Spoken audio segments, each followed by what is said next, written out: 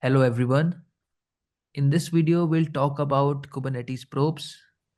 So we will look into what are probes and why are they used, what are the type of probes, and we'll also do a hands-on.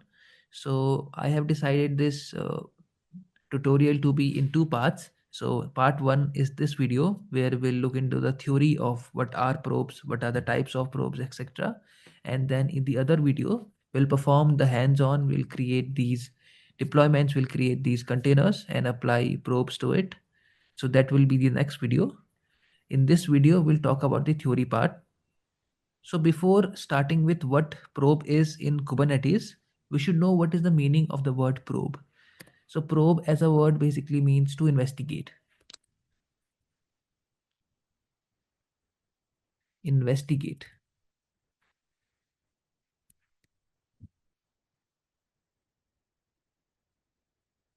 So probes basically means to investigate. So as the name suggests, probes in Kubernetes will be used to investigate the containers. So probes are basically a mechanism through which the kubelet can investigate containers. So kubelet can investigate containers for various purposes, like to check if the container is ready or not, if the container is live or not, etc. So we are trying to check the health of the containers, and we are trying to ensure that the container is running or is working in the way we want to, or it is performing the action that we want it to perform. So this basically helps us to identify if the container is working properly or not. And if it is not working, maybe we can restart it, or maybe we can not add it into our service endpoints so that the traffic does not go uh, to that particular container. You can see that we have three types of probes. So first one is the liveness probes or liveness probe. So liveness probe, as the name suggests, is checking if the container is alive or not. So it will check if the container is live or not. And if it is not live, then the container will be restarted. So with liveness probe, we have the following mechanism, like we have this HTTP request. By this, what I mean is we will send an HTTP request at a particular endpoint, and we'll say that if it gives me a successful response, then it basically means the container is live. If it does not, then maybe we have to restart the container. So there is HTTP get, and the other one would be to exec into the container. So with this, basically what we will do, for example, let's look into the documentation, I think. Exec. So for example, here you can see that we have this exec command in the liveness probe. So what we are doing here is we are simply checking if the file or if the folder called temp/healthy is present in the container or not. So we have created it here, and we are simply checking if this particular folder exists or not. So that's what we mean when I say, so that's what I mean when I say exec command, that we are doing an exec command into that particular container. If it will give it, if it will not give us error, then it is perfectly fine. If it gives us error, then maybe we have to restart the container. Similarly, the third one would be the TCP connection.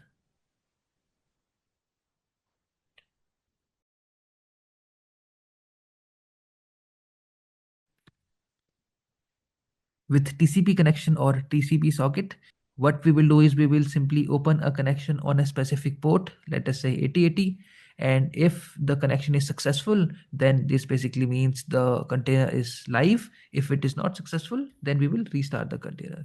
Let us look into example of this as well. Let us also look into example of HTTP GET. So for that, we will say HTTP.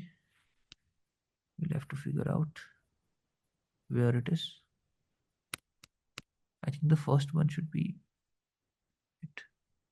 First one is exec. The second one is a HTTP request. So here simply what we are doing is we are sending an HTTP GET request to this particular path on this port.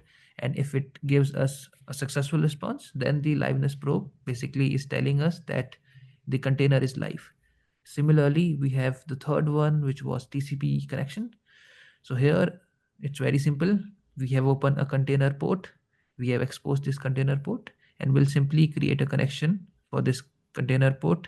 If the connection is successful, then the container is live. Otherwise, the container is not live, and maybe we have to restart the container. Also, one more thing you can notice is for every container, we can have multiple probes. So here we are having this readiness probe as well as a liveness probe. Other than that, one more thing we can notice here is the container is the parent keyword here. So inside the container keyword in the YAML manifest, we can add all the probes that that particular container needs. So if, for example, in the case of multi-container pods, we will look into the tutorial part as well. In the tutorial, we'll create a multi-container pod. So maybe we can learn that in detail there. But to give an introduction, with multi-container pod, we'll have multiple containers, and for every container, we can have multiple probes. So all the probes that belong to one container should be inside that particular container, basically. So that's what liveness probe was. Now let's talk about the readiness probe. Readiness probe basically ensures that a particular container will be able to accept requests only after the readiness probe is passed. So for example, if the readiness probe fails, then it basically means the container is not ready, and the container will be marked as not ready, and it will be removed from the endpoints of the service it was connected to. So that basically means that it will not be able to receive any traffic from there. For example, there is this container, and the service that is connected to this particular pod will send requests to this container, and this container will send back responses. But when this container is being created, let us say this container takes uh, text. It takes 10 seconds for this container to get ready. So what will happen before 10 seconds? Till 10 seconds, all the requests that are being sent here will be given as an error response, like 500 something error, service not available or service unavailable error. Why? Because the pod is not ready yet to accept any traffic. So to ensure that this doesn't happen, we have this readiness probe. Also, one more thing, if this container takes 10 seconds and after that it maybe it fails, right? So at that case, it should not be getting any traffic. So to ensure this also, we have readiness probe. What readiness probe will do is, once the container is started, after that the readiness probe will be checked. So if the particular probe is passed, then it is good and fine and it can accept the request. If it does not pass, then there is this list of endpoints of services which includes all these containers, and it will be this container basically will be removed from that list of endpoints. Therefore, no traffic coming from that particular service. This service will be going to this particular container. One more thing I need to emphasize on here is the readiness probe will only be checking. Basically, the readiness probe will only be implemented after that particular container has been started. So after 10 seconds, we'll have this readiness probe. And if it passes, then good. If it fails, then we will remove this particular, we'll basically mark this particular container as not ready. So this also ensures that any traffic is not going to this particular container unless 10 seconds or unless the time it requires to get created has been passed. So only after these 10 seconds, we will apply readiness probe, and then it will check whether it passes or it does not pass. Then there is this startup probe. Startup probes are just like readiness probes for containers, but they are for applications that have that require very heavy initialization. So they'll have a very long time to start. They'll need a long time to start. So how this works is that when we apply startup probe, then these two probes will not be applied basically. Unless the startup probe passes, only after that these two probes will be checked on. So basically what will happen is that the Kubernetes will run this startup probe on that container until it succeeds. Or if it fails, then it will mark it as failure or it will restart the container. All this depend upon the pod restart policy. But for now, for sake of simplicity, let's say it will restart the container. If it fails, it will restart the container. If it passes, only after that, this probe is done. Now we'll say, okay, thank you, start a probe.